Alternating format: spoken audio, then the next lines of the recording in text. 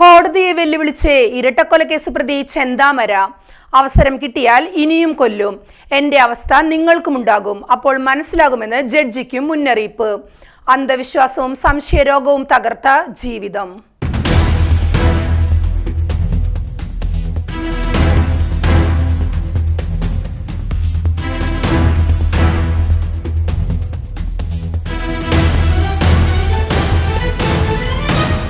കേരളത്തെ ഒട്ടാകെ നടുക്കിയ നെന്മാറ പോത്തുണ്ടി ഇരട്ടക്കൊലക്കേസിൽ പ്രതി ചെന്താമര കുറ്റക്കാരനാണെന്ന് പാലക്കാട് അഡീഷണൽ സെഷൻസ് കോടതി കണ്ടെത്തിയതിന് പിന്നാലെ കോടതി മുറിക്കുള്ളിൽ നാടകീയ രംഗങ്ങൾ.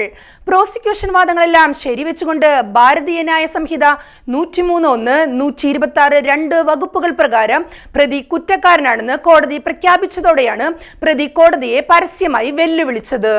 ഒരു ചെകിടത്തടിച്ചാൽ മറ്റേ ചെകിടും കാണിച്ചു കൊടുക്കാൻ ഞാൻ ഗാന്ധിജിയല്ല, വേണ്ടി വന്നാൽ മറ്റുള്ളവരെയും കൊല്ലും, എന്നെ തൂക്കിക്കൊന്നോളൂ എന്നാണ് കോടതിയിൽ ചെന്താമര പറഞ്ഞത്. എഴുതാൻ പറ്റുന്നത് എഴുതിക്കോ, എന്റെ അവസ്ഥ നിങ്ങൾക്കുമുണ്ടാകും, അപ്പോൾ മനസ്സിലാകുമെന്ന് ജഡ്ജിയോടും ഇയാൾ പറഞ്ഞു. കേസിലെ വിസ്താരത്തിനിടെ സാക്ഷികളെ ചെന്താമര ഭീഷണിപ്പെടുത്തിയിരുന്നു. തെളിവെടുപ്പ് സമയത്തും ഇതേ രീതിയിൽ തന്നെയായിരുന്നു പെരുമാറ്റം. ശിക്ഷാവിധിക്ക് മണിക്കൂറുകൾ മാത്രം ശേഷിക്കെ യാതൊരു കൂസലുമില്ലാതെയാണ് പ്രതി പെരുമാറിയത്. 60 വയസ്സുകാരനായ ചെന്താമരയുടെ ജീവിതം അന്ധവിശ്വാസങ്ങളാലും കൊടും സംശയങ്ങളാലും കലുഷിതമായിരുന്നു. സ്വന്തം കുടുംബം തന്നിൽ നിന്ന് അകന്നുപോകാനും ഭാര്യയും മകളും പിണങ്ങിപ്പോകാനും കാരണം അയൽവാസികളാണെന്ന അന്ധമായ ചിന്തയാണ് ഇയാളെ ഒരു കൊടും കുറ്റവാളിയാക്കി മാറ്റിയത്. അയൽവാസിയായ സജിതയുടെ കുടുംബമാണ് തന്റെ തകർച്ചയ്ക്ക് പിന്നിലെന്ന് അയാൾ ഉറച്ചു വിശ്വസിച്ചു. ഈ പകയുടെ ആദ്യഘട്ടമെന്നോണം 2019 ഓഗസ്റ്റ് 31 സജിതയെ ചെന്താമര വീട്ടിൽ കയറി വെട്ടിക്കൊലപ്പെടുത്തിയത്. ഈ കേസിൽ കോടതി പ്രതിക്ക് ഇരട്ട ജീവപര്യന്തവും 3.25 ലക്ഷം രൂപ പിഴയും ശിക്ഷ വിധിച്ചിരുന്നു. എന്നാൽ 2022 ജാമ്യത്തിലിറങ്ങിയ ചെന്താമര കോടതി വ്യവസ്ഥകളെല്ലാം ലംഘിച്ച് വീണ്ടും പോത്തുണ്ടിയിൽ താമസമുറപ്പിക്കുകയും പ്രതികാരത്തിന്റെ അടുത്ത അധ്യായത്തിനായി കാത്തിരിക്കുകയുമായിരുന്നു.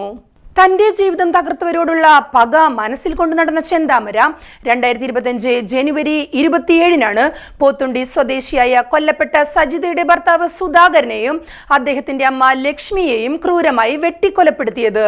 കൃത്യത്തിന് ഉപയോഗിച്ച കത്തി എലവഞ്ചേരിയിൽ നിന്നാണ് വാങ്ങിയതെന്ന് അന്വേഷണ സംഘം കണ്ടെത്തിയിരുന്നു. കൊലപാതകത്തിന് ശേഷം വനമേഖലയിലേക്ക് കടന്നുകളഞ്ഞ പ്രതിക്കായി പോലീസും നാട്ടുകാരും ചേർന്ന് വൻ തിരച്ചിലാണ് നടത്തിയത്.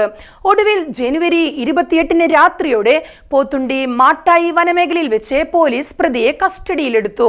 തുടർന്ന് നടത്തിയ കൃത്യമായ അന്വേഷണത്തിനൊടുവിൽ മാർച്ച് 25 പോലീസ് കോടതിയിൽ 480 പേജുള്ള വിപുലമായ കുറ്റപത്രം സമർപ്പിച്ചു.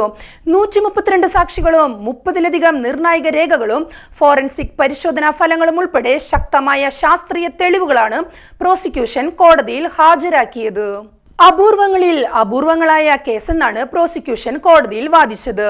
വിചാരണ വേളയിൽ 4 സാക്ഷികൾ കൂറുമാറിയെങ്കിലും ശാസ്ത്രീയവും സാഹചര്യപരവുമായ തെളിവുകളുടെ പിൻബലത്തിൽ ചെന്താമര കുറ്റക്കാരനാണെന്ന് കോടതി അസന്നിഗ്ധമായി പ്രഖ്യാപിക്കുകയായിരുന്നു. വധശിക്ഷ അല്ലെങ്കിൽ ജീവപര്യന്തം തടവും പിഴയും ശിക്ഷ ലഭിക്കാവുന്ന കുറ്റങ്ങളാണ് ചെന്താമരയ്ക്കെതിരെ തെളിഞ്ഞിരിക്കുന്നത്. ചെന്താമരയ്ക്ക് മാനസിക പ്രശ്നമുണ്ടെന്ന് പ്രതിഭാഗം വാദിച്ചിരുന്നു.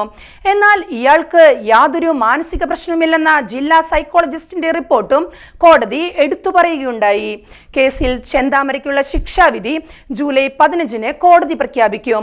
കോടതി മുറിയിൽ പ്രതി നടത്തിയ ഈ പരസ്യ വെല്ലുവിളിയും മുൻപ് ഇരട്ട ജീവപര്യന്തം ലഭിച്ച കേസിൽ ജാമ്യത്തിലിറങ്ങി വീണ്ടും കൊലപാതകം നടത്തിയെന്ന വസ്തുതയും പരിഗണിക്കുമ്പോൾ പ്രതിക്ക് പരമാവധി ശിക്ഷയായ വധശിക്ഷ തന്നെ ലഭിക്കുമോ എന്നാണ് കേരളം ഉറ്റുനോക്കുന്നത്.